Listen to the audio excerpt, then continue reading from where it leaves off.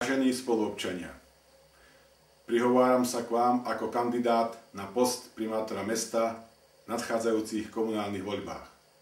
Predtým, ako sa dostanem k volebnému programu, chcem sa vyjadriť v situácii v prípade Tehos. Napriek tomu, čo je písané a rozprávané, nie je proti mne vedené trestné stíhanie ani za podvod, ani za krádež či obohatenie sa. Nič som totiž neukradol, nikoho nepodviedol, ani nemám z toho žiadne majetky, ako si mnohí myslia.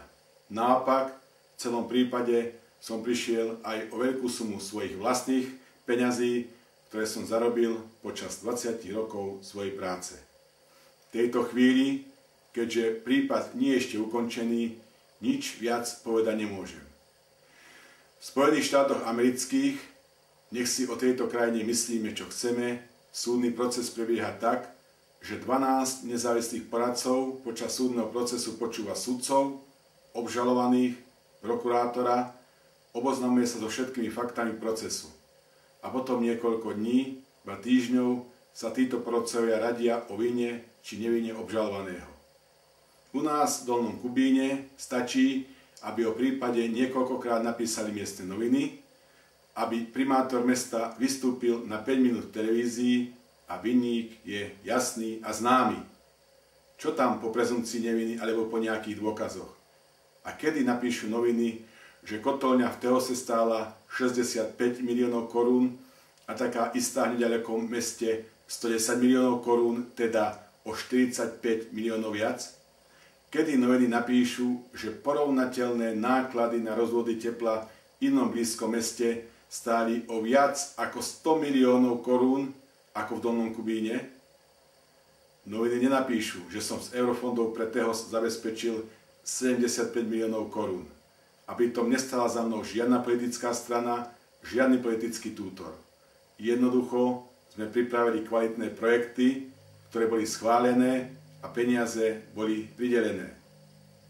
Kedy sa bude písať o tom, že som osobnou zaangažovanosťou zachránil dolnokubinskému bytovému družstvu 15 miliónov korún a Tehosu v inom súdnom procese takmer 20 miliónov korún? Nuž, nenapíšu. Nehodí sa im to do scenára. A že o týchto skutočnostiach neviete? Ako povedal jeden náš omnoho slávnejší rodák ako som ja, nepociťoval som potrebu postaviť sa na námestie a vykrikovať o týchto skutočnostiach. Vo funkcii riaditeľa Tehosu som vždy a jednoznačne hájil záujmy ľudí a v takom prípade som musel vstúpiť na prsty niektorým jednotlivcom a politickým stranám, ktorí sa chceli na Tehose priživiť. A títo ľudia sa mi dnes mstia a nenávidia až za hrob.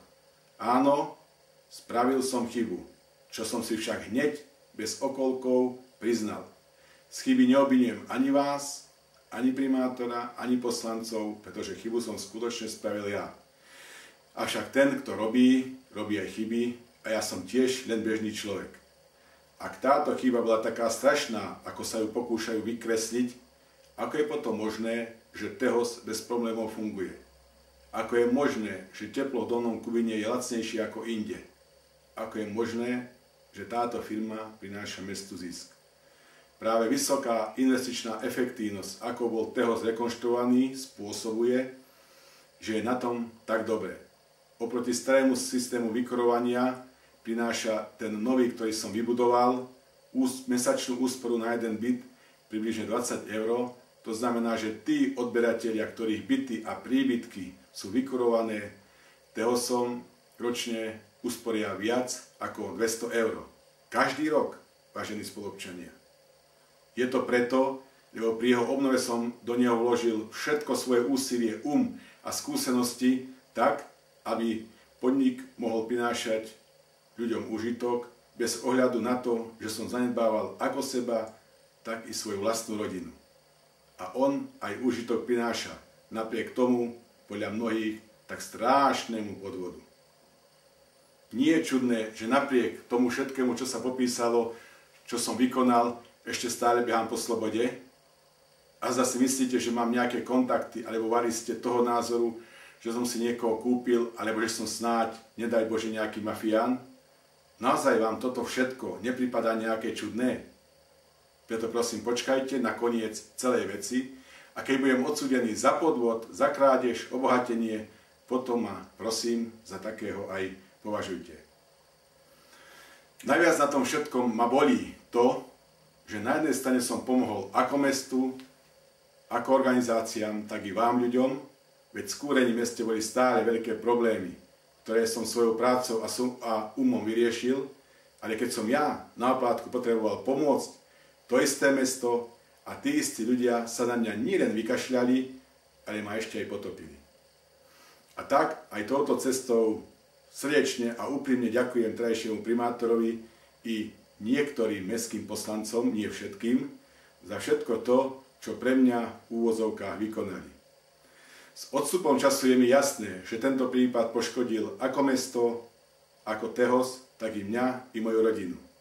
A sa jediný z toho majú prospech len tí ľudia, ktorí sa vedia tešiť z nešťastia iných. Ak im to pomôže k lepšiemu životu, alebo nejako ináč, tak potom im tú radosť z celého srdca doprajem.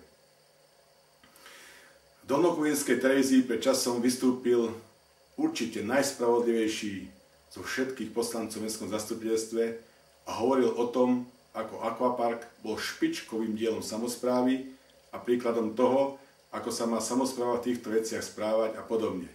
Ale vraj Tehos im ušiel. A všetci, čo to počúvajú, majú vo veci jasno. Ja neviem, kde je pravda, ale zoberme si fakty. Mesto v prípade Tehosu neručí za úver ani centom. V prípade akvaparku je to viac ako 7 miliónov eur. Tehos zaplatil dodávateľom všetko do koruny. Akvapark dlhuje 100 000 eur. Z Tehosu má mesto príjem ročne 200 000 eur a na akvapark dopláca približne 400 000 eur. A čo je najdôležitejšie, Tehos funguje bez problémov, akvapark má stále problémy a tieto sa budú časom pravdepodobne zväčšovať. Tehos je dostávaný, akvaparku je momentálne utopený bez úžitku viac ako 1 milión eur. A tak by som mohol pokračovať ďalej. Nuž, vážení spoluobčania, proklamovaná pravda je jedna vec, tá, o ktorej hovorí súčasná moc, len fakty hovoria o presnom opaku. Zadlženosť mesta, ktorá vznikla pri stavbe akvaparku, negatívne veľmi výrazne v budúcnosti prispieje k finančným problémom samosprávy. Aká skutočná to bude miera, neviem. Ale ak bude nedostatok finančných prostriedkov na platy, na šport, kultúru a iné činnosti, ktoré samospráva zabezpečuje, ak sa budú zvyšovať miestne dane, potom tento fakt bude jednou z hlavných príčin tejto skutočnosti, teda zadlženia, ktoré vzniklo s výstavbou akvaparku. Ak mi ma boli nechali vo funkcii aj naďalej, nikdy by som nebol súhlasím s týmto modelom financovania akvaparku, pretože ja som stál pri rozrode, pri projektovaní nákupu pozemkov a celej tej vízii a tiež súčasne vyhlasujem, že s najväčšou pravdepodobnosťou by akvapark stál bez toho, aby mesto malo čo len cent dlhu. S istotou to netvrdím len preto, lebo by som to považoval zo svojej strany za rúhanie. Ale späť ku kauze. V prípade mojho zvolenia svoju chybu napravím tak, že sa celá investícia dotiahne do konca, čo zvýši efektívnosť fungovania Tehosu a vzniknú ešte aj nové pracovné miesta. Zďaleka mi nejde o funkciu primátora. Opraviť alebo zmeniť ak chcete však niečo opraviť alebo zmeniť, musíte mať na to vplyv, to dá rozum. V konečnom dôsledku však všetky kauzy, ataky, reči o akvaparku, nenávisť k mojej osobe sú v podstate len žabomyšie vojny, ktoré ani nezlepšia, ani neskvalitnia život v tomto meste, ani váš súkromný život, vážení spoluobčania. Za omnoho podstatnejšie pre mesto, teda aj pre vás, považujem volebný program, ktorý som pripravil pre nasledujúce volebné obdobie a ktoré vám predstavím v nasledujúcom príhovore. Ďakujem za pozornosť.